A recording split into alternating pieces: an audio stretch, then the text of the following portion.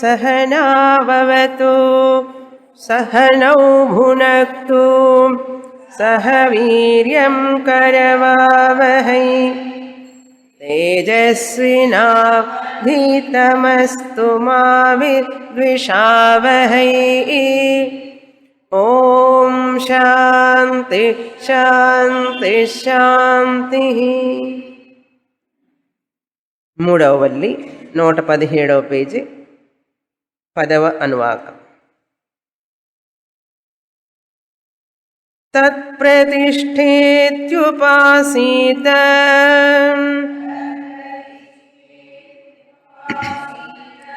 ప్రతిష్ఠావాన్ భవతి తన్మహ ఇత్యుపాసీత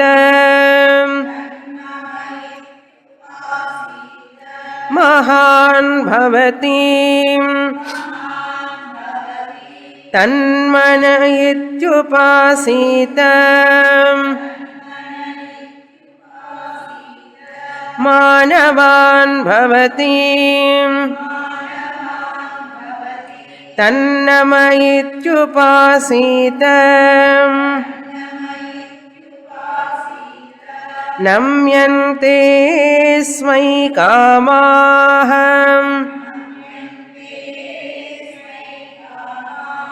తద్బ్రహ్మేత్యుపాసీత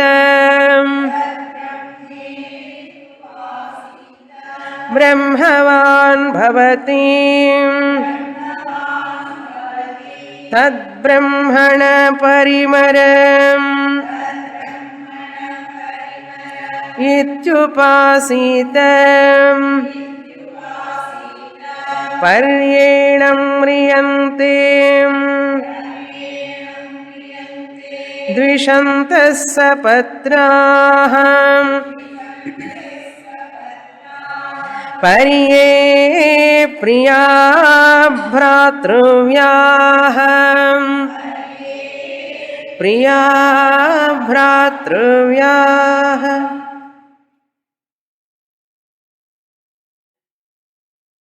ఈ బ్రహ్మానందవల్లిలో ఈ మంత్రంలో ఉపాసనల గురించి చెప్తున్నారు. గుణ విశిష్ట ఆకాశ ఉపాసన. ఏ విధంగా ఉపాసన చేస్తే, ఏ భావంతో ఉపాసన చేస్తే అటువంటి ఫలం, అటువంటి ప్రయోజనమే కలుగుతుంది అని. ఆకాశం బ్రహ్మ, బ్రహ్మని ఆకాశ రూపంలో ఉపాసన చెయ్యి అన్నారు. ప్రతిష్ఠ ఆకాశం. ఈ ఆకాశం సమష్టి. ఆకాశం బ్రహ్మ అని, ఇది ఆధారం. ఈ బ్రహ్మమే, ఆకాశంలో రూపంలో ఉన్న బ్రహ్మమే ఆధారం అని ఎవరైతే ధ్యానం చేస్తారో వారికి కూడా ప్రతిష్ఠ లభిస్తుంది, ఆధారం లభిస్తుంది. వారి జీవితంలో నిరాధారులు కాకుండా ఉంటారు. నిరాధారం కాకుండా ఆధారంతో ఉంటారు ఎప్పుడూ కూడా అని అర్థం. అది మొదటి ఉపాసన. అదేవిధంగా మహః ఇతి ఉపాసీత. ఈ ఆకాశ విశిష్టం బ్రహ్మ చాలా గొప్పది అని ధ్యానం చేయాలి. మహః అంటే చాలా గొప్పది అని అర్థం. అలా చేసినప్పుడు ఆ ఉపాసకుడు కూడా చాలా గొప్పవాడవుతాడు అని అర్థం. పేరు ప్రఖ్యాతులతో చాలా గొప్పవాడవుతాడు అన్నారు. మూడవ ఉపాసన మనః ఇతి ఉపాసీత. మనస్సుగా భావించి ఆ ఆకాశాన్ని, ఆకాశం అంటే ఆకాశాన్ని ధ్యానించం, ఆకాశ రూపంలో ఉన్న బ్రహ్మ. అన్ని రూపాలు బ్రహ్మవే కనుక ఆకాశ రూపంలో ఉన్న బ్రహ్మ మనస్సుని ధ్యానం చేస్తే మన మనస్సు యొక్క సామర్థ్యం పెరుగుతుంది, ఆలోచన శక్తి పెరుగుతుంది, మేధస్సు పెరుగుతుంది, మనన శక్తి పెరుగుతుంది. కనుక మన మనస్సు సూక్ష్మంగా అవ్వాలి అంటే, సూక్ష్మ బుద్ధి కావాలి అంటే ఈ బ్రహ్మమే మనస్సు అనిగా భావించాలి. కనుక మన మనస్సు కూడా సూక్ష్మమవుతుంది. ఆకాశం సూక్ష్మం, కంటికి కనపడదు. అటువంటి సూక్ష్మ ఆకాశాన్ని ధ్యానించడం వల్ల మనకు కూడా సూక్ష్మ బుద్ధి వస్తుంది. స్థూలమైన దాని గురించి ఆలోచిస్తే స్థూలం బుద్ధే ఉంటుంది మనకు. కనుక సూక్ష్మ బుద్ధి కావాలి, కానీ స్థూల బుద్ధి వల్ల మనిషికి ప్రయోజనం ఉండదు. స్థూలం అంటే ఏమిటి, సూక్ష్మం అంటే ఏమిటి? కత్తికి పదును లాంటిది సూక్ష్మం. పదును లేని కత్తి దేనికైనా ఉపయోగపడుతుందా? కనుక పదును లేని కత్తి లాంటిది స్థూల బుద్ధి. సూక్ష్మ బుద్ధి అంటే పదునున్న కత్తి లాంటిది. మంచి ఆలోచన శక్తి ఉంటుంది దానికి, అన్నీ మంచి ఆలోచనలే వస్తాయి. అటువంటి బుద్ధి. ఇది 3వ ఉపాసన. 4, ఎవరైతే ఈ ఆకాశం బ్రహ్మమునకు నమస్కార రూపంగా ధ్యానిస్తారో, నమ ఇతి ఉపాసీత, నమస్కార రూపంగా ధ్యానిస్తారో వారికి ఈ ప్రపంచంలో ఉన్న సుఖభోగాలన్నీ కూడా వారికి లభిస్తాయి అన్నారు. నమ్యంతే అంటే అతనికి నమస్కారం చేస్తాయి అని అర్థం. ఏ సుఖభోగాలైనా సరే అవన్నీ మమ్మల్ని ఉపయోగించుకోండి అని చెప్పి వచ్చి అడుగుతుంటాయి. అన్నీ సుఖభోగాలు మేము రెడీగా ఉన్నాం మీరు అనుభవించడానికి అని చెప్పి అవి రెడీగా ఉంటాయి. ఇతను పాకులాడక్కర్లేదు సుఖభోగాలకి, అవి ఇతని కోసం ఇతను చూస్తూ ఉంటాయి. ఎందుకంటే నమస్కార బుద్ధితో చేశాడు కనుక అవన్నీ ఈయనకి నమస్కారం చేస్తాయి. అంటే అతనికి పాదాక్రాంతం అవుతాయి అని అర్థం. ఎటువంటి సుఖభోగాలకి లోటు ఉండదు అని అర్థం. అందుకని ఎంతెంత వినయముతో వర్తింతువో అంతంత శుభము కలుగును అన్నారు. అహంకారం ఉంటే మనిషికి పతనం అన్నారు. మనం నడవడానికి ముందు మన అహంకారం నడుస్తూ ఉంటుంది సహజంగా. మనం నడవడానికి ముందే 10 అడుగులు ముందే మన అహంకారం నడుస్తూ ఉంటుంది. అందుకే పడుతుంటారు జీవితంలో మనుషులు, అనేక రకాలుగా పడిపోతూ ఉంటారు. ఎలా పడతారంటే మనుషులు పడరు, వాళ్ళకు వచ్చే కష్టాలు చాలా చాలా తీవ్రంగా ఉంటాయి. ఆ కష్టాలను వచ్చి వాళ్ళకి ఒక గుణపాఠం నేర్పుతాయి అన్నమాట. అదే అహంకారం. ఆ అహంకారం వచ్చిన తర్వాత వాళ్ళు కింద పడిన తర్వాత, అహంకారం పాఠం నేర్పిన తర్వాత వాళ్ళకి కొంచెం బుద్ధి వస్తుంది. అది చాలామంది జీవితంలో జరుగుతుంది, ఏ ఒక్కరికో కాదండి, చాలామంది 99% జరుగుతూ ఉంటుంది జీవితంలో. కనుక అలా లేని వాళ్ళు చాలా అరుదు. అలా గనక ఉంటే అతనికి అన్ని సమస్తం అతని ముందు వచ్చి నిల్చుంటాయి, దేనికోసం ఎదురు చూడక్కర్లేదని అర్థం. కనుక వినయంతో ఉన్నవాడికి మన వారిని చెప్తుంటారు, అన్నీ ఉన్న విస్తరి అణిగిమణిగి ఉంటుంది, నిండుకుండ తొణకదు. ఈ 2 వాక్యాలు మనకు గుర్తుంటాయా? ఉంటే చాలా క్షేమం మనకు. నిండుకుండ తొణకదు, అన్నీ ఉన్న విస్తరి అణిగిమణిగి ఉంటుంది. ఎంత చక్కగా చెప్పారు చూడండి అవి. కనుక బాగా జ్ఞానం ఉన్న వ్యక్తి, బాగా చదువుకున్న వ్యక్తి, నిజమైనటువంటి సంస్కారం ఉన్న వ్యక్తి గర్వపడడు. కులాభిమానం కానీ, నేను బ్రాహ్మణుని అనే అభిమానం, నేను వైశ్యుణ్ణి అనే అభిమానం, క్షత్రియుణ్ణి అనే అభిమానం, నేను ధనవంతుడనే అభిమానం, నేను విద్యావంతుడనే అభిమానం, నాకు అన్నీ తెలుసు అనే అభిమానం మనకు తెలియకుండానే మనలో ఉంటూ ఉంటాయి. వాటిని మనం అప్పుడప్పుడు అక్కడక్కడే తుంచేస్తూ ఉండాలి. కారణం ఏమిటంటే అవి మనల్ని పతనం చేస్తాయి, మనల్ని ఎదగకుండా చేస్తాయి అవన్నీ. కనుక శాస్త్రం చదవడం వల్ల మనలో ఎటువంటి మనకు అనుకూలం కానటువంటి స్వభావం మనలో ఉందని మనకు తెలుస్తుంది. అప్పుడు మనల్ని మనం సరిదిద్దుకుంటాం. మనల్ని మనం సరిదిద్దుకోవడమే వేదాంతం చదవడం వల్ల ప్రయోజనం. ఆధ్యాత్మికత పురోగతి అంటే ఏమిటి? మనల్ని మనం సరిదిద్దుకుంటూ ఉండాలి ప్రతి క్షణం. మన ఆలోచనలను సరిదిద్దుకుంటూ ఉండాలి, మనం చేసే పనులను సరిదిద్దుకుంటూ ఉండాలి. తప్పులు చేస్తూనే ఉంటాము, ఆలోచనలు కూడా తప్పుగా వెళుతూనే ఉంటాయి. కానీ దాన్ని అలాగే పోనివ్వకుండా సరి చేసుకుంటూ ఉండాలి. అలా సరి చేసుకుంటానికి ఎక్కువగా ప్రయత్నిస్తాడు వేదాంతం చదివే విద్యార్థి. అతడే ముముక్షువు. మామూలు వాళ్ళు ప్రయత్నం చెయ్యరు. ఎందుకంటే శాస్త్రం అడుగుతున్నది, నీకు ఈ క్వాలిఫికేషన్స్ ఉన్నాయా అని అడుగుతున్నప్పుడల్లా మనకు పిన్ను పెట్టి గుచ్చినట్టు ఉంటుంటుంది. క్షమ, దమ, ఉపరమ, తితిక్ష, వినయం ఉన్నదా నీకు అని అడుగుతున్నప్పుడల్లా మనకు అబ్బా కష్టం అనిపిస్తుంది. అందుకని శాస్త్రం మనల్ని ఏం చేస్తుందంటే, ఒక శిల్పి ఒక రాయిని చెక్కేటప్పుడు ఎట్లా ఉంటుందో ఆ శాస్త్రం మనల్ని అలా చెక్కుతుందన్నమాట. ఒక శాస్త్రం ఉంది శిల్పి లాంటిది, ఆ ఉలి లాంటిది. గురువు ఉంది శిల్పి లాంటి వాడు. శాస్త్రం అంతే ఉలి లాంటిది. ఆ గురువు గారు శిల్పి శాస్త్రం అనే ఉలి తీసుకొని శిష్యుణ్ణి చెక్కుతూ ఉంటాడు. ఆ చెక్కేటప్పుడు శిష్యుడు పారిపోకూడదు కదా, రాయి ఎక్కడికి పోదు, శిష్యుడు ఉంటాడని గ్యారంటీ లేదు కదా. చెక్కేటప్పుడు మన అహంకారాన్ని తొలిచేస్తూ ఉంటారు గురువుగారు. ఎప్పుడో ఏదో ఒక రూపంలో ఎక్కడో అక్కడో చేస్తూ ఉన్నప్పుడు మనం ఆ గురువు గారు చెప్పేది మన కోసమే.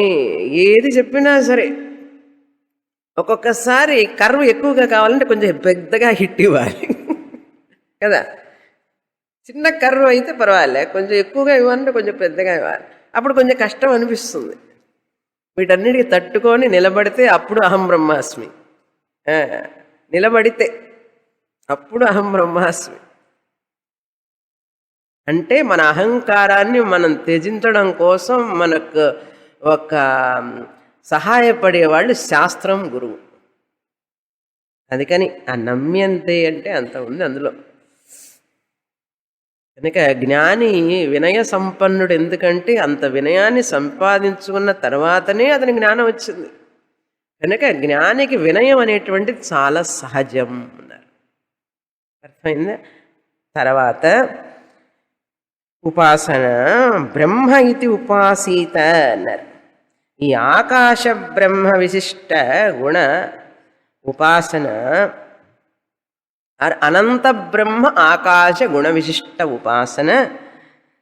బ్రహ్మ అంటే వేదమని ఎవరైతే భావిస్తారో, ధ్యానం చేస్తారో అతను కూడా వేదజ్ఞుడు అవుతాడు అన్నాడు. వేదాల్ని తెలుసుకున్నవాడవుతాడు, తెలుసుకుంటాడు. వేద జ్ఞానం వస్తుంది అతనికి. లేకపోతే ఈ కృష్ణ యజుర్వేదం, తైత్రీయం చదివే భాగ్యం మనకెక్కడండి? మనం ఎక్కడ పుట్టాం? ఏమిటి అసలు ఈ పుస్తకం చదివే భాగ్యం మనకి ఎక్కడి నుంచి వచ్చింది? లేకపోతే ఎంతో జన్మజన్మను పుణ్యం చేసుకుంటేనో వస్తుంది ఈ మంత్రాలు చదవడానికి. చదవడం ఏమి కాదు, అందరూ చదువుతున్నారు అని అర్థం తెలుసుకుంటాం. అర్థం కూడా సరిగా తెలుసుకోవాలి కదా. కనుక అలా ధ్యానం చేసిన వాడికి ఆ శబ్దజ్ఞానము వస్తుంది, అర్థజ్ఞానము వస్తుంది. ఆ అర్థజ్ఞానం కూడా సరి అయిన అర్థజ్ఞానం వస్తుంది. ఎంతో పుణ్యం చేసుకుంటే మనల్ని సరిదిద్దడానికి ఒక గురువు మనకు లభిస్తారు, దాన్ని చక్కగా బోధిస్తారు మనకు. అది చెప్తున్నారు ఇక. బ్రహ్మజ్ఞ బ్రహ్మవాన్ భవతి అంటే వేదజ్ఞ భవతి అని అర్థం. అలాగే పరిమర ఇది ఉపాసీత బ్రహ్మణ తత్ పరిమర. ఆకాశమే ఈ బ్రహ్మకి పరిమరం అంటే ఏమిటి? ఈ యొక్క సృష్టినంతా కూడా మరలా లయం చేసుకునేటటువంటి శక్తిని, బ్రహ్మలో ఉన్నటువంటి శక్తిని ఇది ఏజెంట్గా పనిచేస్తుంది, ఒక పరికరంలాగా. ఆకాశం ఏమీ చేయదండి పాపం. ఆకాశంలో ఉన్నటువంటి వాయువు చేస్తుంది. ఆకాశం అది ఏమి చెయ్యదు. ఆకాశం వల్ల ఏం నష్టం ఉంది మనకు పాపం? వాయువు వల్ల నష్టం ఉంది. వాయువు వస్తే కింద పడిపోతాం మనం, అన్ని ఇళ్ళే ఎగిరిపోతాయి. అగ్ని వల్ల కొన్ని దహింపబడతాయి. నీటి వల్ల ఉప్పెన వస్తే, సునామీ వస్తే అన్నీ నాశనం అయిపోతాయి. పృథివీ అంటే ఇంక చెప్పనే అక్కర్లేదు. భూకంపం వస్తే అన్నీ నాశనం అయిపోతాయి. ఎక్కడన్నా ఆకాశం వల్ల ఈ యొక్క ఉపద్రవం వచ్చింది అని విన్నామా మనం? ఆకాశం వల్ల ఎప్పుడు ఉపద్రవం రాదు, ఎటువంటి ఆపద రాదు. మరి ఇక్కడ ఆమ్, ఇక్కడ నాశ అంటే ఏమిటి అర్థం? పరిమరహ అంటే పరికరంలాగా ఉపయోగపడుతుంది. నాశ కారణం అంటే ఆకాశం. ఆకాశం నుంచి పుట్టినటువంటి వాయువు ఈ యొక్క సృష్టిని నాశం చేయడానికి పరికరంగా బ్రహ్మ ఉపయోగించుకుంటాడు. అది అర్థం. అంటే ఏమిటి? ఇవంతా కూడా ప్రళయంలో అంటే విజృంభించేటటువంటి వాయువు వల్ల మొత్తం కూడా నాశనం అయిపోతుంది. అందుకనే వాయువు విజృంభించిందంటే చూశారు ఎక్కడన్నా? బయట కిటికీ తలుపులు కూడా తీయం మనం. వాయువు విజృంభిస్తే 120 కిలోమీటర్స్ స్పీడ్ అని చెప్పి అంటారు. మనం టీవీలో వింటూ తలుపులన్నీ వేసుకుని కూర్చొని టీవీలో వింటాం. ఒక్కసారి తలుపు తీస్తే ఇంకంతే, ఇంట్లో అన్నీ ఎగిరిపోతాయి. అంటే ఏమిటి? నాశ కారణం అన్నారు. చెట్లు నాశనమైపోతాయి, వస్తువులు నాశనమైపోతాయి, అన్నీ నాశనం చేసేటటువంటివి. అందుకని ప్రకృతి విజృంభిస్తే నాశనం అన్నారు. అంటే ప్రళయకాలంలో అన్నీ కూడా అందులో కలిసిపోవాలి కనుక వాయువు అనేటువంటిది సహాయపడుతుందట బ్రహ్మకి. ఎక్కడుంది వాయువు? ఆకాశంలోనే కదా ఉన్నది. వాయువు వచ్చి సర్వాన్ని నాశనం చేయడానికి బ్రహ్మకు సహాయపడుతుందంటే ఏవేవన్నీ కలిసిపోతాయి? సూర్యుడు కలిసిపోతాడు, చంద్రుడు కలిసిపోతాడు, నక్షత్రాలు కలిసిపోతాయి, విద్యుత్తు, అన్నీ ఏవేవైతే ఉన్నాయో అన్ని గ్రహాలు మొత్తం. కనుక వాయు శక్తి ఎంత అనేది ఊహించగలరా? ఊహకు అందనటువంటిది వాయుశక్తి. ఆ వాయువే ఇక్కడ ఉన్నది మనలో. ఆ వాయువే మన శరీరంలో కూడా ఉన్నది. ఉండబట్టి కూర్చున్నాం ఇక్కడ. అందుకని నమస్తే వాయో త్వమేవ ప్రత్యక్షం బ్రహ్మాసి. అంటే వాయువుని ఎట్లా అండి చూడటం అన్నారు. దీపం వెలిగిస్తే ఇంట్లో గాలి వచ్చినప్పుడు ఇటు ఇటు ఇటు ఆడుతూ ఉంటుంది. పెద్దగా గాలి లేకపోయినా కూడా చిన్నగా కూడా ఆడుతుంటుంది. ఇప్పుడు మనకు ఆడుతుందా లేదా కూడా తెలియదు, ఎందుకంటే ఎలక్ట్రిక్ బల్బులు పెట్టు అది ఆడదు. రోజు దీపం వెలిగించే పని ఉండదని చెప్పి అందరి ఇళ్లలో మనం ఎలక్ట్రిక్ బల్బు పెట్టుకుంటున్నాం, అది ఆడదు. గాలి ఉన్నదా లేదని ఎట్లా తెలుస్తుంది అన్నారు. అందుకని కాళహస్తిలో ఎప్పుడు దీపం వెలుగుతూ ఉంటుంది, అఖండ దీపం. ఆ వాయులింగం అది రిప్రజెంటేషన్. సరే, దీనివల్ల ఉపాసన వల్ల ఏమిటి ప్రయోజనం అంటే అతని శత్రువులందరూ కూడా, ఎవరైతే శత్రువులు ఉన్నారో అతనికి, ఆ ఉపాసకుడికి నశించిపోతారు వాళ్ళు. అతనికి ఎటువంటి శత్రువులు ఉండరు, ఉంటే వారు నశిస్తారు అని అర్థం. అతన్ని ఇష్టపడని వాళ్ళు బాగుపడరు అని అర్థం. ఆ ఉపాసకుడిని ఇష్టపడని వారు క్షేమంగా ఉండలేరు, పతనం అయిపోతారు అని అర్థం. అది అర్థం. అంతేకాదు అతన్ని చేత ఇష్టపడని వాళ్ళు పతనమైపోతారు, అతన్ని ఇష్టపడని వాళ్ళు పతనమైపోతారు. అతన్ని అందరూ ఇష్టపడతారు, అతను అందరినీ ఇష్టపడతాడు. కానీ ఇక్కడ ఊరికే చెప్తున్నారు, అతను ఎవరైనా ఇష్టపడకపోతే, ఆయన ఇష్టపడకపోయినా వాళ్ళు నశిస్తారు, వాళ్ళు ఆయన ఇష్టపడకపోయినా నశిస్తారు. ఇది చూడండి. అంటే ఏమిటి? ఆ ఉపాసకుడు ఎందుకు ఇష్టపడాడు అవతల వాళ్ళని? వాళ్ళు మంచి వాళ్ళైతే ఇష్టపడతాడు కదా, దుర్మార్గులైతే ఎలా ఇష్టపడతాడు?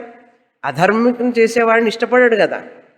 కనుక ఆయనకి ఇష్టమైనట్లుగా ఉండాలి పక్క వాళ్ళు. అర్థమైందా ఇప్పుడు? ఆ ఉపాసకుడికి ఇష్టమయ్యేటట్లుగా వీళ్ళు ఉండాలి. ఎందుకంటే ధార్మికులైన వాళ్ళందరినీ ఇష్టపడతాడు ఉపాసకుడు, మంచివాళ్ళని ఇష్టపడతాడు. అంటే అతని పక్కన ఉండే వాళ్ళందరూ మంచివాళ్ళుగా ఉండాలి, లేకపోతే ఆయన ఏం చేయక్కర్లేదు. ఆయన ఇష్టపడలేదు అంటేనే నువ్వు పతనం అయిపోతావు. జాగ్రత్తగా ఉండాలి. అందుకే ఒక ధర్మాత్ముడి ముందు, ఒక ధార్మికుడి దగ్గర జాగ్రత్తగా ఉండాలి మనం. వాళ్ళు ఏం చేయక్కర్లేదు, వాళ్ళు ఏం ఆలోచించక్కర్లేదు. అరే వీడు తప్పు చేస్తున్నాడు రా అని వాళ్ళకి అనిపిస్తే చాలు, మన అవుట్ అని అర్థం. అందుకని నిప్పుతో చెలగాటం అంటారు చూసారా? మహానుభావుల దగ్గర మామూలు అతి మంచిగా ఉంటారు చూడండి గొప్పవాళ్ళు. వాళ్ళ దగ్గర వాళ్ళు నిప్పు లాంటి వారు. వాళ్ళ దగ్గరికి వెళ్తేనే సెగ తగులుతుంది మనకు. సెగ అంటే ఏమిటి? అన్నీ చాలా కష్టాలు వస్తాయి జాగ్రత్తగా ఉండకపోతే. అందుకని వాళ్ళ సమక్షంలో ఏదైనా తప్పుగా ఆలోచించే మనుషులు వస్తే వాళ్ళ బండారం అంతా బయటపడుతుంది. ఇంకా అసలు పచ్చిగా చెప్పాలి అంటే తెలుగులో, అచ్చని తెలుగులో చెప్పాలి అంటే, వాళ్ళ దగ్గర కానీ వాళ్ళ సమక్షంలో కానీ వాళ్ళతో సంబంధంతో మాట్లాడుతూ వాళ్ళకి తెలిసిన వాళ్ళై ఉండి వాళ్ళని ఇంటరాక్షన్ చేస్తూ ఏదైనా వాళ్ళ దుష్ట ఆలోచన ఉందనుకోండి, వాళ్ళ సమీపంలో వీళ్ళ బండారం అంతా బయటపడుతుంది. అంటే వాళ్ళల్లో ఉన్న కలుషితం కుళ్ళు అంతా కూడా బయటపడి వాళ్ళు పతనమైపోతారు. అంత అది దాని యొక్క గొప్పతనం, ఉపాసకుడి యొక్క గొప్పతనం. బికాస్ ఇందుకు కారణం ఏంటంటే అటువంటి గొప్ప ఉపాసన చేశాడని అర్థం. అర్థమైందా? వింటేనే భయంగా ఉంది. అట్లాంటి వ్యక్తులు ఉన్నారు సమాజంలో ఇప్పటికీ. కనుక మనం చాలా చాలా చాలా జాగ్రత్తగా ఉండాలి సమాజంలో ఉండేటప్పుడు. తర్వాత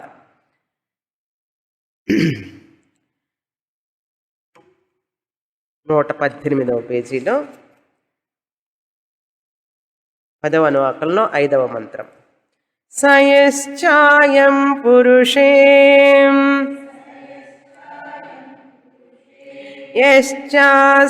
యశ్చాసావాదిత్యే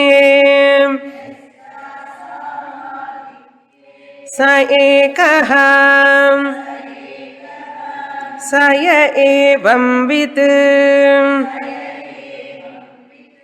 అస్మాన్ లోకాత్ ప్రేత్య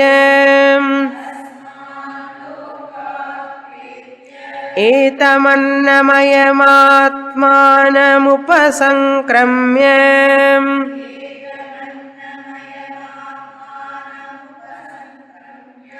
ఏతం ప్రాణమయమాత్మానముపసంక్రమ్య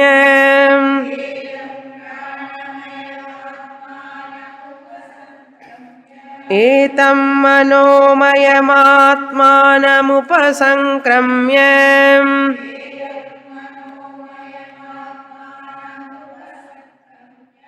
ఏతం విజ్ఞానమయమాత్మానముపసంక్రమ్య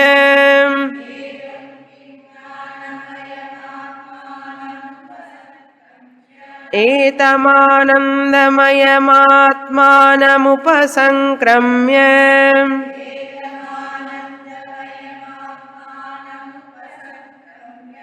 ఇమాన్ లోకాన్ కామాన్ని కామరూప్యను సంచరన్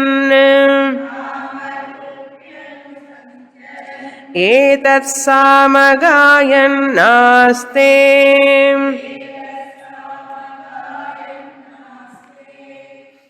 చాలా ముఖ్యమైన మంత్రం, ఉపసంహార మంత్రం, మహావాక్య మంత్రం.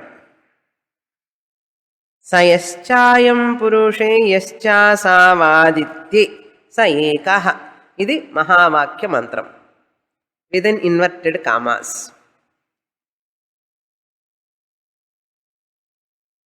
అంటే ఏమిటి అర్థం? సహా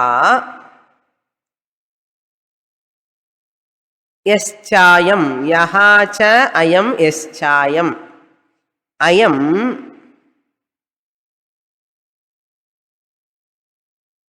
ఈ ఆనంద బ్రహ్మ అని అర్థం. అయం అంటే ఈ ఆనంద స్వరూపమైనటువంటి బ్రహ్మ. యహ పురుషే, యం పురుషే, అయం యశ్చ అయం పురుషే.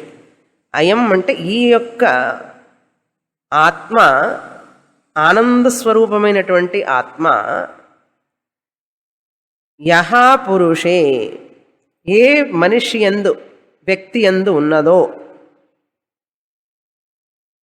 పురుషే అంటే పురుషుడి యందు అంటే మనిషి యందు అని అర్థం. పురుషుడు అంటే స్త్రీ యందు లేదా అని కాదు అర్థం. పురుషుడు అంటే ఇక్కడ మనిషి అని అర్థం, వ్యక్తి అని అర్థం. ఉన్నదో అసౌ, ఆ బ్రహ్మమే.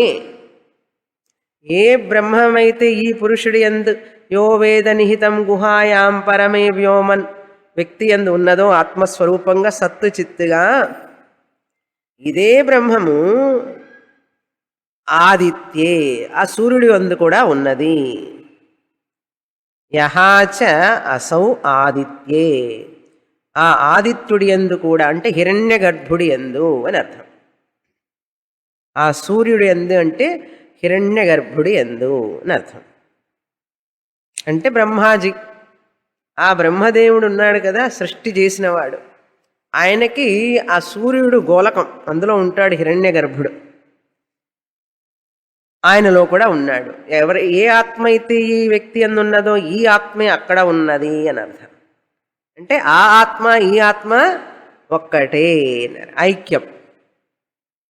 స ఏకః నాలో ఉన్న ఆత్మ వ్యక్తినైనటువంటి అయం పురుషే ఈ వ్యక్తి యందు ఉన్న ఆత్మ ఆ సూర్యుడి యందు హిరణ్య గర్భుడి యందు ఉన్న ఆత్మ చైతన్యం ఒక్కటే, ఏకః.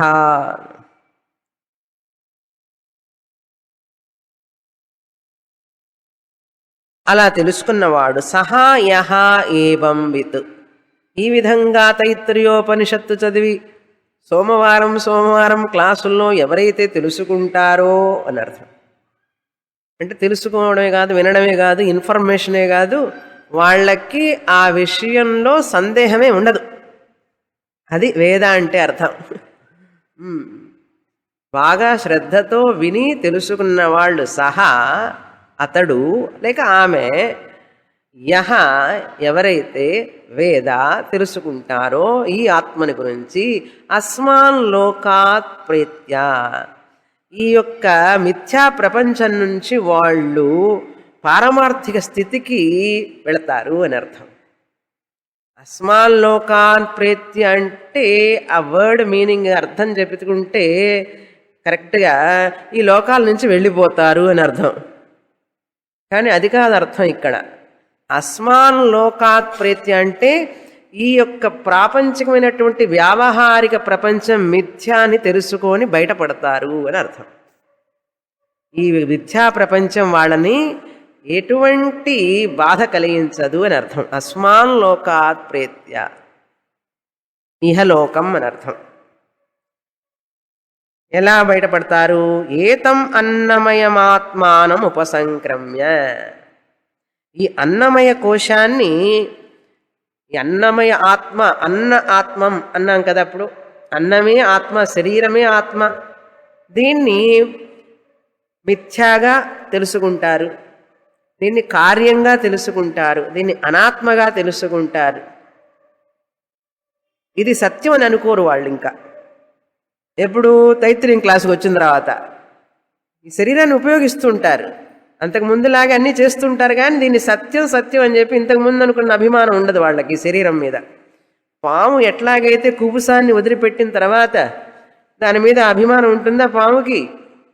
కనుక ఎవరి తైత్రీయ ఉపనిషత్తు స్టూడెంట్ పాము లాంటి వాడు. పాము కుబుసం ఇస్తే కుబుసం కోశం కాదు, అది తోలు. ఈ తోలు నాది కాదు అనుకుంటుంది అది. అదేవిధంగా జ్ఞాని అయిన వాడు, తైత్రీయం అర్థం చేసుకున్నవాడు, ఇది ఈ అన్నమయ శరీరం నాది కాదు, నేను కాదు, ఇది ఊరికే అట్లా పరికరం అన్నారు. అన్నమయం ఆత్మానం. అన్నమయం ఆత్మ అంటే అన్నమయాన్ని ఆత్మగా అనుకున్న దాన్ని ముందు తన అనుకున్నవాడు ఉపసంక్రమ్య దాటి వెళ్ళాడు అని అర్థం. దాటి వెళ్ళడం అంటే ఏమిటి? అది మిథ్యా కార్యం, అది ప్రోడక్ట్, పృథివీలో నుంచి వచ్చినటువంటి వృక్షజాలం ద్వారా ఇది పుట్టింది, అన్నం వల్ల పుట్టింది, అంతేగాని నాకు దీనికి సంబంధం లేదు అని తెలుసు అతనికి. అది ఉపసంక్రమ్య అంటే అర్థం. ఇంకా దీన్ని శరీరాన్ని తాను అని ఎప్పుడూ మిస్టేక్ చేయడు, మిస్సింగ్ టేకింగ్ ఉండదు. ఇంతవరకు ఏం చేస్తున్నాం? ఈ శరీరమే తాను అనుకున్నవాడు ఇప్పుడు ఇంకా ఆ మిస్టేక్ చేయడు, ఇంకా అటువంటి తప్పు పని చేయడు. మళ్ళీ ఆ భావనే ఉండదు, ఆ రాంగ్ నోషన్ ఉండదు, మిస్కన్సెప్షన్ ఉండదు, ఈ శరీర అభిమానము ఉండదు. శరీరాన్ని పోషిస్తూ ఉంటాడు, శరీరాన్ని జాగ్రత్తగా చూసుకుంటాడు, కానీ అభిమానం ఉండదు. శరీరం మీద అహంకారం మమకారాలు రెండూ ఉండవు. అది అందుకని కాలు తుడిచేటప్పుడు అభిమానం ఉన్నదనుకోండి, కారుకి ఎక్కడన్నా స్క్రాచ్ అయితే అయ్యో కారు కదా మనకి గుండెల్లో స్క్రాచ్ అయినట్లే. అది ఏదో ఉపయోగించుకుంటున్నాం, స్క్రాచ్ అవ్వడం సహజం. కారు స్క్రాచ్ లేని కారు చూపించండి ఎక్కడన్నా, ఇవాళ లేకపోతే రేపు జరుగుతుంది. బాడీ కూడా అంతే, మోకాల్లో స్క్రాచ్ రావచ్చు, బ్యాక్లోకి స్క్రాచ్ రావచ్చు, ఎక్కడన్నా స్క్రాచ్ రావచ్చు ఈ బాడీకి కూడా. వచ్చినప్పుడు ఏం చేస్తాం, ట్రీట్మెంట్ ఇస్తాం, దానికి కాస్త పెయింటింగ్ వేసినట్టుగా దీనికి కూడా అట్లా చేస్తాం. అలా అభిమానం లేకుండా ఉండడమే ఉపసంక్రమ్య అని అర్థం. అర్థమైందా? అదేవిధంగా ప్రాణ ఆత్మ ఉన్నది. ఆ ప్రాణ ఆత్మ కూడా ప్రాణమయ కోశందా, అది దానికి వికారం ఉన్నది, అది కార్యం, అది అనాత్మ, మిథ్య అని చెప్పి ప్రాణాత్మ నుంచి కూడా దాటి వెళ్తాడు. నేను ప్రాణాన్ని కూడా కాదు అని అన్నాడు. ప్రాణానికి ప్రాణాన్ని నేను అన్నారు. చూసారా, ప్రాణం ప్రాణంగా ఉండాలి అంటే నేనుంటేనే, ఆత్మని ఉంటేనే నేను ప్రాణం ప్రాణంగా ఉంటుంది. కనుక ప్రాణం కూడా అనాత్మ, కార్యం, మిథ్య నిశ్చయిస్తాడు. తర్వాత మనోమయాన్ని కూడా మనస్సు ఆత్మ అనుకున్నాడు కదా, మనస్సే ఆత్మ అనుకునేవాడు మనస్సు నుంచి దాటి వెళ్తాడు. మనస్సు కూడా జడం, మనస్సు కూడా కార్యం, మనస్సు కూడా మిథ్య. కనుక ఇటువంటి వికారం చెందేటటువంటి మనస్సు నేనెట్లా అవుతాను? అవికారిని నేను. మనస్సు మారుతూ ఉన్నప్పుడు చూసేవాడు మారుతున్నాడా? మనసు పొద్దున ఒక రకంగా ఉంది, మధ్యాహ్నం ఒక రకంగా ఉంది, సాయంత్రం ఒక రకంగా ఉంది, నిన్నంతా ఒక రకంగా ఉందండి, ఇవాళ బాగుందండి అన్నాడు, రేపెట్లా ఉంటుందో తెలియదు అన్నాడు.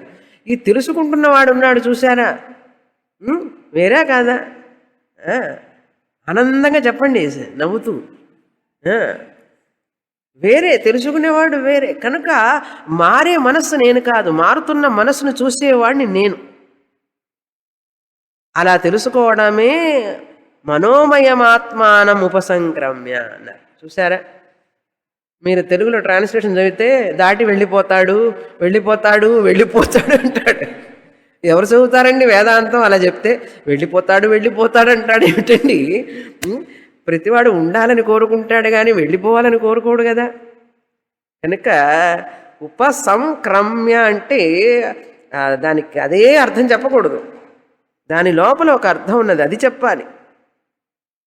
లక్ష్యార్థం చెప్పాలి. వెరీ గుడ్, లక్ష్యార్థం చెప్పాలి, వాచ్యార్థం తీసుకోకూడదు కదా.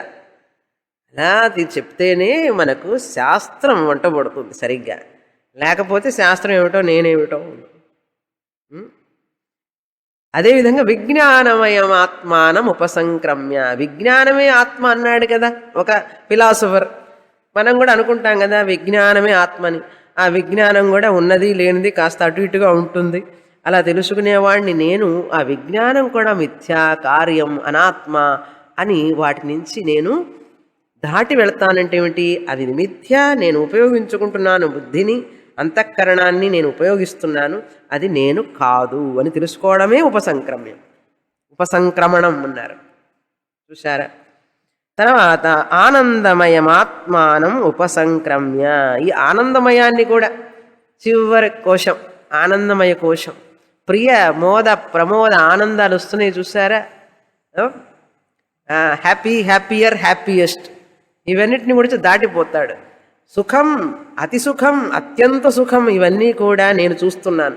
సుఖాన్ని చూస్తున్నాను, అతి సుఖాన్ని చూస్తున్నాను, అత్యంత సుఖాన్ని చూస్తున్నాను, దుఃఖాన్ని చూస్తున్నాను, అతి దుఃఖాన్ని చూస్తాను, అత్యంత దుఃఖాన్ని కూడా చూస్తున్నాను. ఆ తెలుసుకునేవాడు ఎవడున్నాడో వాడు ఆనందమయానికంటే వేరే కదా. దుఃఖమయం కూడా చెప్పుకుందాంలే మనం. ఓకే, దుఃఖానికంటే కూడా వేరే కదా. కనుక నేను ఆనందమయాన్ని కూడా కాదు. అది ఆనందమయం ఆత్మానం ఉపసంక్రమ్యం. ఏమండి ఇదంతా దాటిపోయి ఏం చేస్తాడండి అన్నాడు. ఆనందంగా పాడుకుంటూ కూర్చుంటాడట. ఏతత్ సామగాయన్ ఆస్తే ఉంటాడు. పోలా చూసారా? ఆస్తే అన్నారు. చాలామంది ముక్తి అంటే ఏమిటి అంటే ముందు ప్లేస్ వెకేట్ చెయ్యి అంటాడు. ముక్తి అంటే ఏమిటి? కలిసిపోవాలి. ఎట్లా కలిసిపోతావు? ఈ శరీరం అంతా దేవుళ్ళు ఎట్లా కలిసిపోతావు? నువ్వు కలిసిపోలేవు. కనుక ఏం చేయాలి? నువ్వు ఫస్ట్ టికెట్ తీసుకొని వెళ్ళిపోవాలి. ఇది అనుకుంటారు మోక్షం. చూసారా? శాస్త్రం ఏం చెప్తోంది? ఇలా తెలుసుకున్న వ్యక్తి ఈ సామగానాన్ని పాడుతుంటాడు, ఉంటాడు భూమి మీద, ఉండకపోతే మనకు చెప్పే గురువులందరూ కూడా అజ్ఞానులే. ఇంకా జ్ఞానులందరూ ముక్తులైన వాళ్ళందరూ వెళ్ళిపోయినారనుకోండి, ఇప్పుడు మనకు బోధించే గురువు కూడా ఏమై ఉండాలి? అజ్ఞాని అయి ఉంటాడు. అజ్ఞాని గురువు మనకు ఏం బోధిస్తాడు? జ్ఞానమా? అజ్ఞానాన్ని బోధిస్తాడు. కనుక మనకి జ్ఞానులు ఉన్నారు, జ్ఞానాన్ని బోధిస్తున్నారు అంటే ఏమిటి అర్థం? వారు జీవించి ఉండగానే ఇక్కడ మోక్షాన్ని పొంది మనకు మోక్షాన్ని గురించి చెప్తున్నారు. లేకపోతే వాళ్ళకి ఆ మోక్ష అనుభవమే లేకపోతే, మోక్ష జ్ఞానమే లేకపోతే వాళ్ళు మనకేం బోధిస్తారు? కనుక మా గురువు గారు ఎలా బోధించారు? జీవించి ఉండే కదా బోధించారు. కనుక ఎప్పుడో 17th century గురువు బోధించలేరండి ఎవరు. 15వ సెంచరీ గురువు మాకు ఆయనండి గురువు అన్నాడు. ఆయన ఏం బోధిస్తాడురా నీకు అన్నాడు. ఆయన బోధించాడండి, ఒకసారి చెప్పేశారు మంత్రం అన్నాడు. ఇవన్నీ పిచ్చి అనుమానాలు పెట్టుకొని పిచ్చి ఆలోచనలతో జనం వాళ్ళ జీవితాలన్నీ వృధం చేసుకుంటుంటారు. కనుక ఇక్కడ ఇప్పుడు జీవించి ఉండే గురువు మనకు ప్రతి క్షణం మనల్ని కనుసన్నల్లో వేదాంతాన్ని బోధించే గురువు కావాలి మనకు.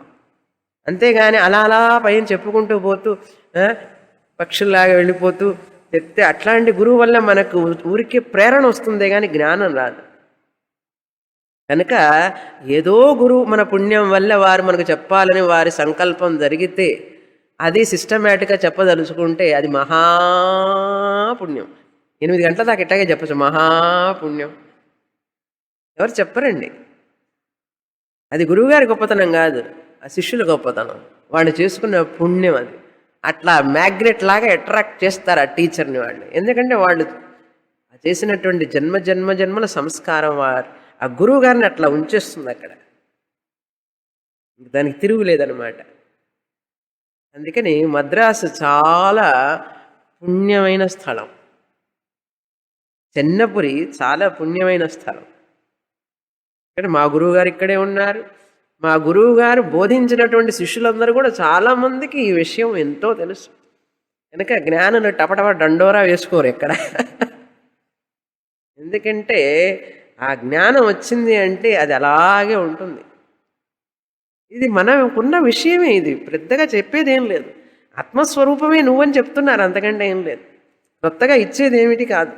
అర్థమైందా? సామగాయన్ ఆస్తే అన్నారు. సామగానాన్ని పాడతాడు ఆనందంగా. మనం ఎప్పుడు పాడతాం పాటలు? ఆనందంగా ఉన్నప్పుడు పాడతాం. జ్ఞానికి ఒకటే ఆనందం, పాడుతున్నాడు. ఏమిటి? సామగానం. సామగాయన్ ఆస్తే అన్నారు. సామగానం చేస్తున్నట్ట. ఎలా చేస్తున్నాడు? ఇప్పుడు పాడాలి మనం కూడా ఆయనతో పాటు. ఇలా పాడతాడట. ఇలా చదవాలి ఇప్పుడు మంత్రం. హా ఊహా ఊహా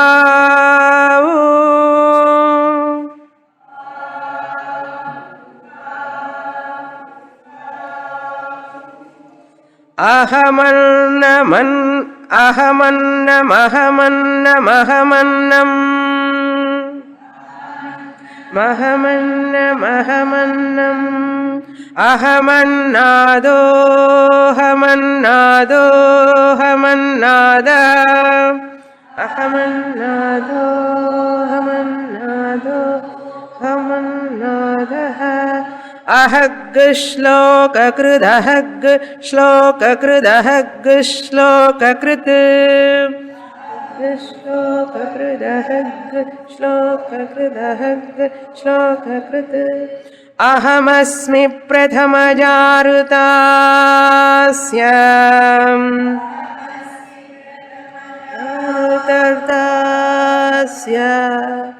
పూర్వం దేవేభ్యో అమృతస్య నాభాయి దేవేభ్యో అమృతస్య నాభాయి యో మా దదాతి సై దేవమావాహం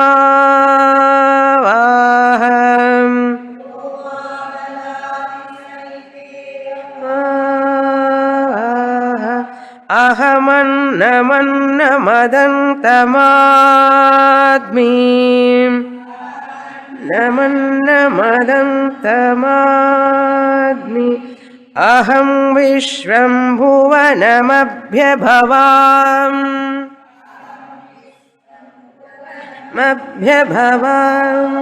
సువర్ణజ్యోతిః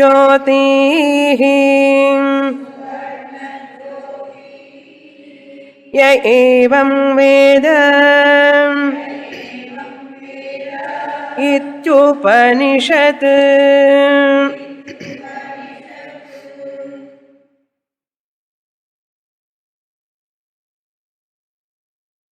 క్రిందటి మంత్రంలో ఇంకొక వాక్యం చెప్పలేదు. ఇమాన్ లోకాన్ కామాన్ని కామరూప్యను సంచరన్.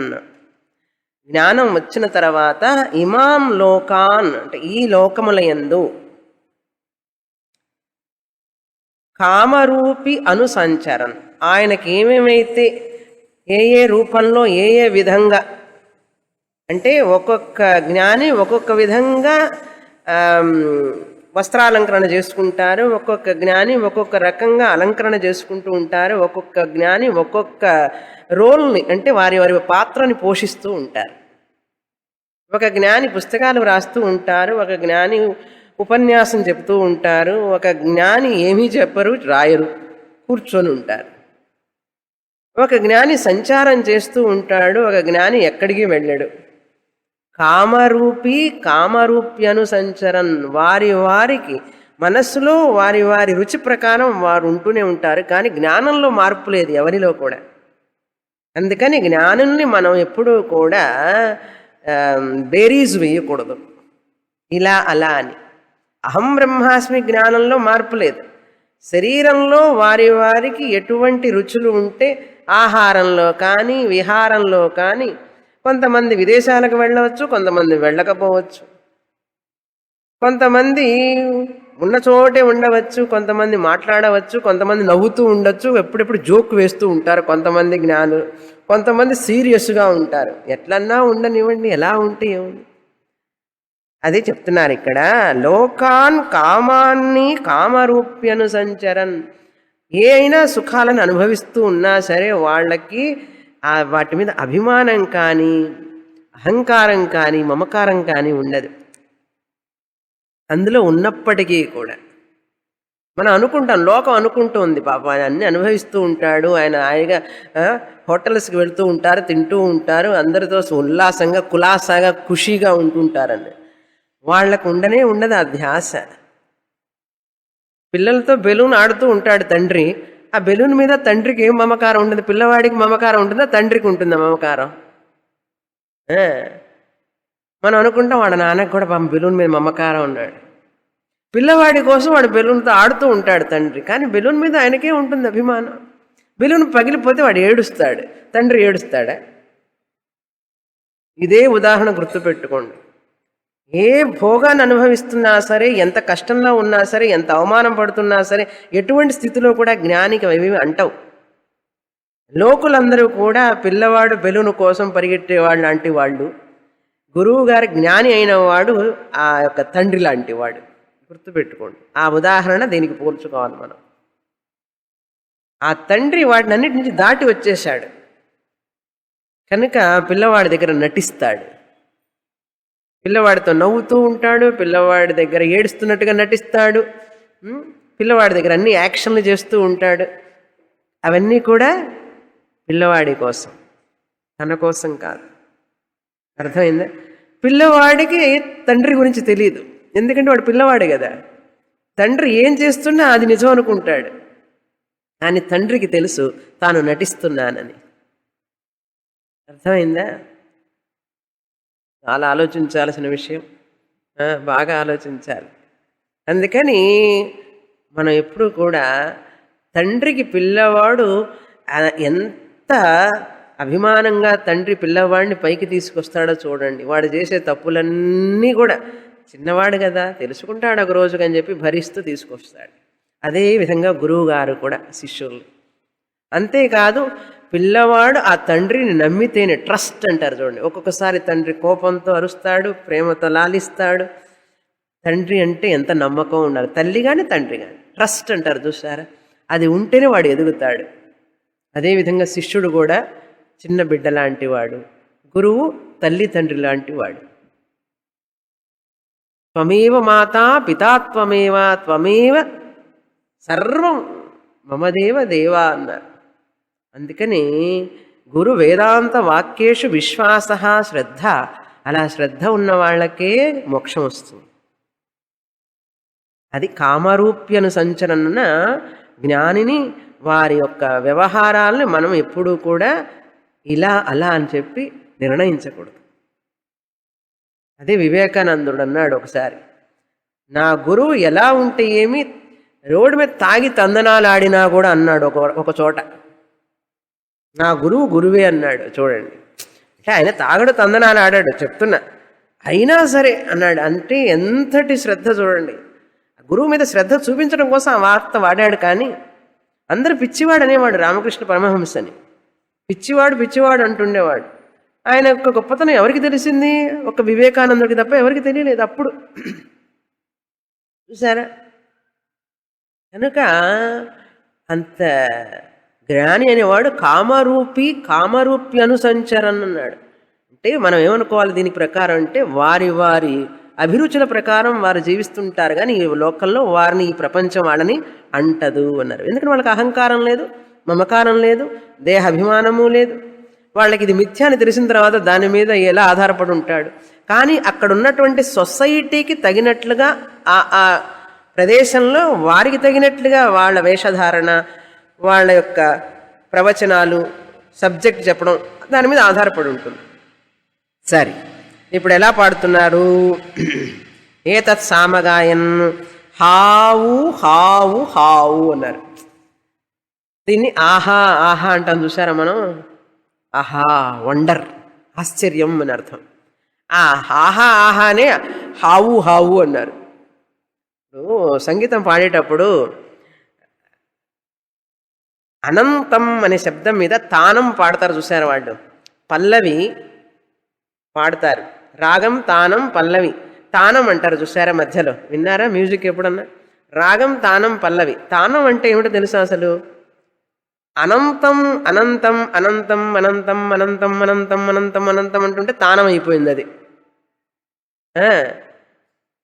అనంతం అనంతం అనేటువంటిది తానం తానం అంటున్నారు ఇప్పుడు.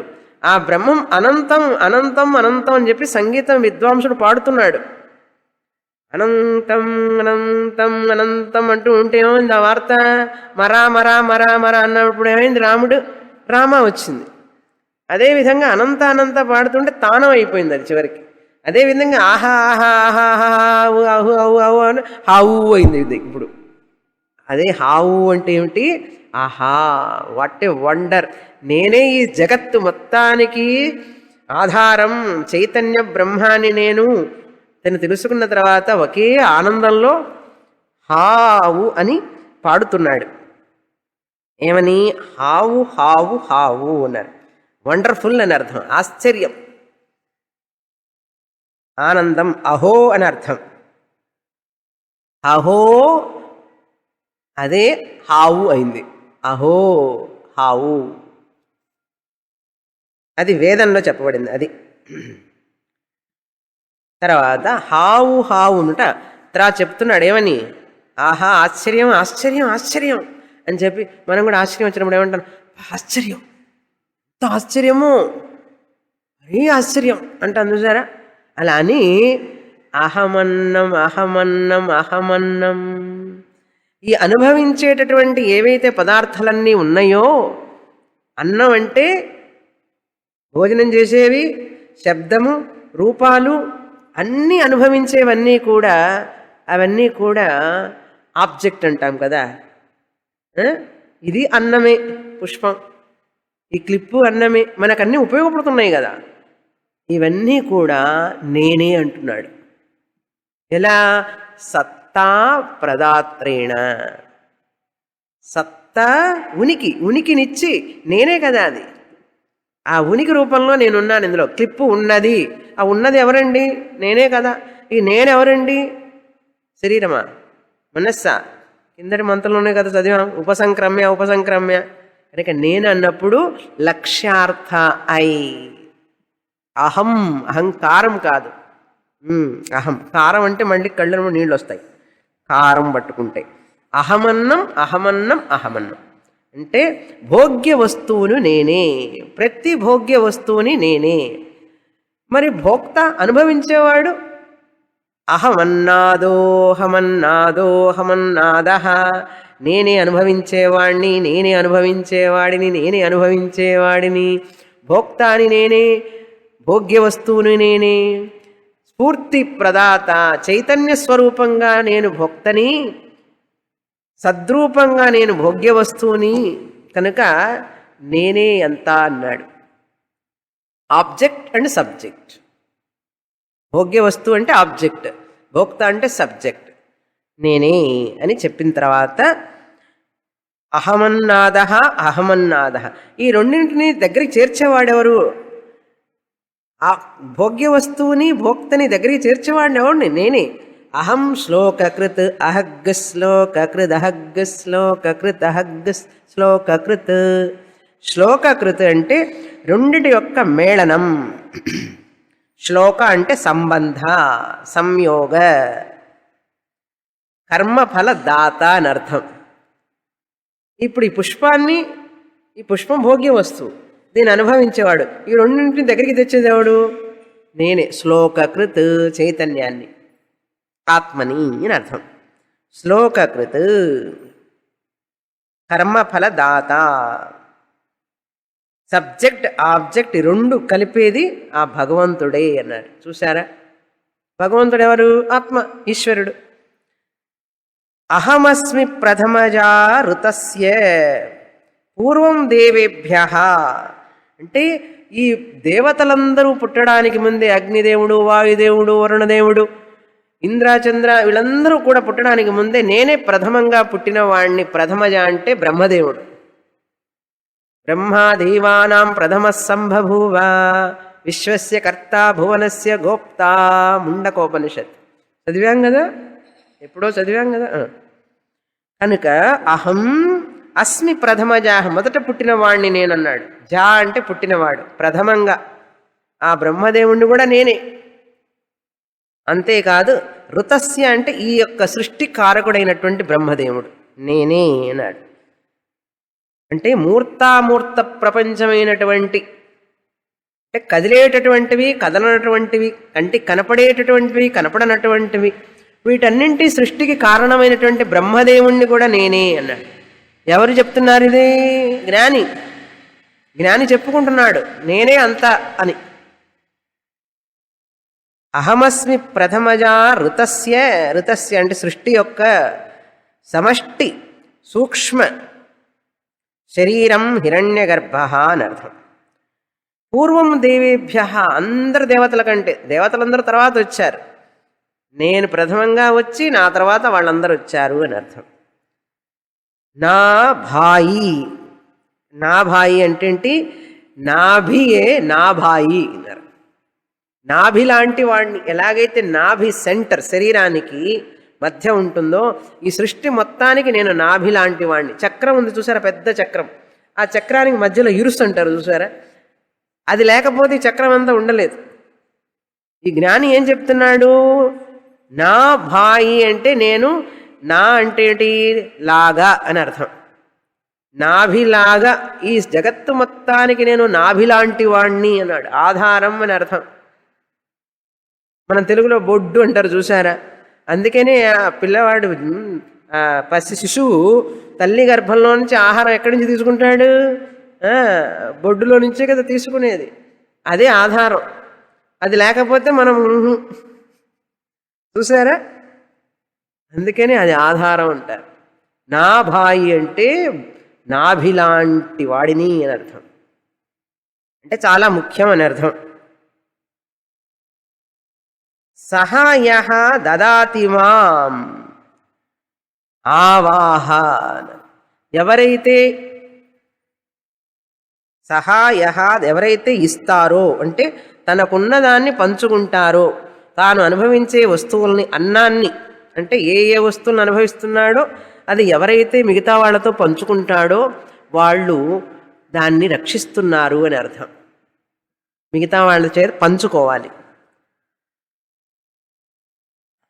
ఆవా అన్న, మా ఆవా అన్న వాళ్ళు దాన్ని రక్షిస్తున్నారు అని అర్థం. సర్క్యులేట్ చేస్తూ దాన్ని రక్షిస్తున్నారు అని అర్థం. ఇదం ఏవ, ఈ విధంగా అని అర్థం. అన్నదానం, అన్నదానం, వస్త్రదానం, భూదానం, గోదానం, ధనదానం, అన్ని దానాలు చేస్తూ ఉండాలి. జ్ఞానదానం, విద్యాదానం, ప్రేమదానం, కరుణాదానం. ఏది దానం చేయకూడదు? అన్నీ చేయొచ్చు, బుద్ధి ఉంటే, మనసు ఉంటే. అలా చేస్తే ఏమవుతుందంటే వాళ్ళందరితో పంచుకుంటూ ఉంటే అవి నిలుచుంటాయి. లేకపోతే ఏమవుతుంది, ఈ సృష్టి అంతా పడిపోతుంది దానంతట అది. అందుకని కుటుంబం అనేది దేనికో తెలుసా? పంచుకోవడానికి. పిల్లలకి తల్లి పంచుతుంది, తండ్రి పిల్లలకు పంచుతాడు, వాళ్ళు వాళ్ళ పిల్లలకు పంచుతారు. సంతతి అనేది దానికోసం. సంతతి అంటే ఏంటి? ఇలా పెరుగుతూ ఉంటుంది అని అర్థం. పెరుగుతూ ఉంటే ఏమిటి? డబ్బులు మాత్రమే పంచడం కాదు, విద్యని పంచాలి, జ్ఞానాన్ని పంచాలి, వేద శాస్త్రాన్ని పంచాలి మన పిల్లలకి, మన సంస్కృతిని పంచాలి వాళ్ళకి.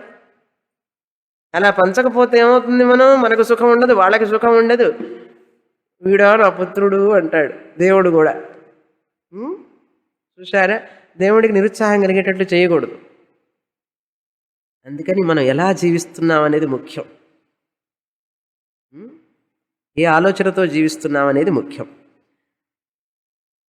అహం అన్నం అద్మి, నేను ఈ యొక్క 3 సార్లు చెప్పారు కదా, అన్నం అన్నం అన్నం, అన్నాదహ అన్నాదహ అన్నాదహ అని. Positive degree, superlative degree, comparative degree, superlative degree. Great, greater, greatest లాగనమాట. వండర్, వండరెస్ట్, వండర్ఫుల్, వండరెస్ట్ లేదని చెప్తున్నా నేను ఊరికే. వండర్, వండర్ఫుల్, వండరెస్ట్ అనుకోండి. అట్లా 3 సార్లు చెప్పారు, శ్లోకకృతి శ్లోకకృతి శ్లోకకృతి అని. కనుక అహం అన్నం అగ్ని. వాళ్ళు గనక అలా పంచుకోకపోతే అవతలి వాళ్లతో వాళ్ళని నేను భక్షిస్తాను అంటున్నాడు. ట్యాక్సింగ్ అంటారు చూసారా, వాళ్ళకి దిగులు, చింత అన్నీ ఇస్తాను నేను అంటున్నాడు. ఎవరైతే అలా పంచుకొని ప్రేమ, అనురాగం, ఆప్యాయత, విద్య, ఎవ్రీథింగ్ అనమాట, తనది అనేటువంటిది లేకుండా అంత తాను అందరి కోసమే అనే వాడికి నేను అన్నీ ఇస్తాను. అలా లేడంటే వాడికి అన్నీ చెవు మీలే పెడతానంటున్నాడు. ఆ వ్యక్తి దుఃఖపడతాడు. ఏం చెయ్యక్కర్లేదు, వాడు చేసే పనులు వాడిని శిక్షిస్తాయి. అర్థమైందా? ఎవరు ఏం చేయక్కర్లేదండి, వాడు చేస్తే తప్పుడు పనులే వాడిని శిక్షిస్తాయి. మన ఊరికి చూస్తుంటే చాలు వాడు అనుభవిస్తాడు. కానీ ఎవరో శిక్షించక్కర్లేదు మనల్ని, మన పనులే మనల్ని శిక్షిస్తాయి. అది మా అహం అన్నం అద్మి అన్నారు. తర్వాత అదంతం అన్నం అన్నారు. ఎవరైతే అదంతం అంటే ఇవ్వకుండా అవతల వాళ్ళకి అన్ని భుజిస్తుంటాడో అని అర్థం. పంచుకోకుండా అవతల వాళ్ళకి భుజిస్తుంటాడు. అహం అభ్యభవాం, నేను అంతటా వ్యాపించి ఉన్నాను అన్నాడు. అభ్యభవాం అంటే సద్రూపంగా అంతటా వ్యాపించి ఉన్నాను. విశ్వంభువనం, ఈ విశ్వం అంతా కూడా వ్యాపించి ఉన్నాను. సద్రూపంగా అంతటా వ్యాపించి ఉన్నాను. ఎక్కడ లేను నేను ఇప్పుడు? ఈ శరీరంగా ఇక్కడే ఉంటాను, మరో చోట ఉండను. అన్నానగర్లో ఉంటే టీ నగర్లో లేను, టీ నగర్లో ఉంటే షనాయి నగర్లో లేను. కానీ సద్రూపంగా, ఎగ్జిస్టెంట్ ప్రిన్సిపల్గా అంతటా ఉన్నాను కదా. శరీరంగా అనుకుంటే లిమిటేషన్ చూసారా, అదే ఆత్మ అనుకుంటే అప్పుడు వస్తుంది విశ్వప్రేమ అనేది. ఇది వచ్చి మాటలతో చెప్పేది కాదండి. విశ్వప్రేమ అంటే జ్ఞానం ద్వారా ఉత్పన్నమయ్యేటటువంటి ప్రేమ, అదే విశ్వప్రేమ. దాన్ని మించిన ప్రేమ లేదు ప్రపంచంలో. జ్ఞానికి విశ్వప్రేమ ఉంటుంది, జ్ఞానికి మాత్రమే ఉంటుంది, మరెవరికి ఉండదు. అంటే జ్ఞాని ఎక్కడున్నాడో తెలుసా? అసలు అట్లా ఉంటాడని తెలుసుకుంటున్నాం ఇప్పుడు అసలు సంగతి. ఉపనిషత్తు ద్వారా ఓహో ఒక మనిషి ఇట్లా ఉంటాడా, జ్ఞాని అంటే ఇంత గొప్పవాడని తెలుసుకుంటున్నాం. తెలుసుకుంటే ఎప్పుడో ఒకప్పుడు మన జ్ఞానం రాకపోతుందా అనే ఉద్దేశంతో. ఓకే. న జ్యోతిహి సువహ, నేను ఈ విశ్వాన్నంతా కూడా ఆ సూర్యుడు ప్రకాశింపజేస్తున్నట్టుగా నేను ప్రకాశిస్తున్నాను అన్నాడు. ఈ సూర్య జగత్తు మొత్తానికి నేను స్ఫూర్తి, సత్తా ప్రదాతని అన్నాడు. ఎలాగైతే సూర్యుడు ప్రకాశింపజేస్తున్నాడో ఈ ప్రపంచాన్ని, సద్రూపంగా చిద్రూపంగా నేనే అన్ని వస్తువులను నామరూపాల్లో నేనే ఉన్నాను అన్నారు. అహం వృక్షస్య రేరివా కీర్తి పృష్టం గిరేరివా ఊర్ధ్వపవిత్రో వాజనీవ స్వమృతమస్మి అట్లనమాట ఆ మంత్రంలాగా. యహ వేద ఏవం ఈ విధంగా తెలుసుకున్నవాడు సహా బ్రహ్మ ప్రాప్నోతి అని మనం చెప్పుకోవాలి. ఎవరైతే ఈ విధంగా తెలుసుకుంటారో తైత్తరీయోపనిషత్తులో చెప్పినటువంటి శిక్షావల్లి, ఆనందవల్లి, భృగువల్లి ఎప్పుడెప్పుడు అయిపోతుందా అని చూడకుండా ఎంత బాగుంది ఉపనిషత్తు, ఎంత చక్కగా ఉంది ఉపనిషత్తు అని చెప్పి ఆనందిస్తూ తెలుసుకుంటూ ఉంటారో వాళ్ళు కూడా బ్రహ్మ ప్రాప్నోతి, సహ ప్రాప్నోతి అని చెప్పి సప్లై చేసుకోవాలి. ఇది ఉపనిషత్, ఇది తైత్తరీయోపనిషత్తు ఇంతటితో పూర్తయింది అన్నాడు. జ్ఞానం అంటే అది అని అర్థం.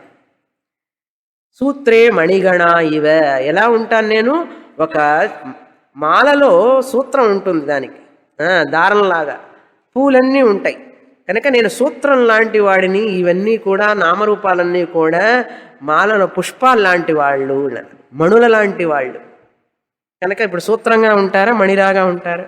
మీరు ఉంటారా ఏమంటే మీరు సూత్రమే అయి ఉన్నారు. నేను సూత్రాన్ని అని తెలుసుకోవడమే, అంతకంటే ఇంక చేసేది ఏమీ లేదు. కనుక శాంతి మంత్రం చదవాలి. ఇప్పుడు దీంతో భృగువల్లి కూడా పూర్తి అయింది. శాంతి పాఠం కలిసి చదువుతాం. ఓం సహనావతు సహనౌ భునక్తు సహ వీర్యం కరవావహై తేజస్వినావధీతమస్తు మా విద్విషావహై. ఓం శాంతి శాంతి శాంతి. పూర్ణమదః పూర్ణమిదం పూర్ణాత్ పూర్ణముదచ్యతే పూర్ణస్య పూర్ణమాదాయ పూర్ణమేవావశిష్యతే. ఓం శాంతి శాంతి శాంతి.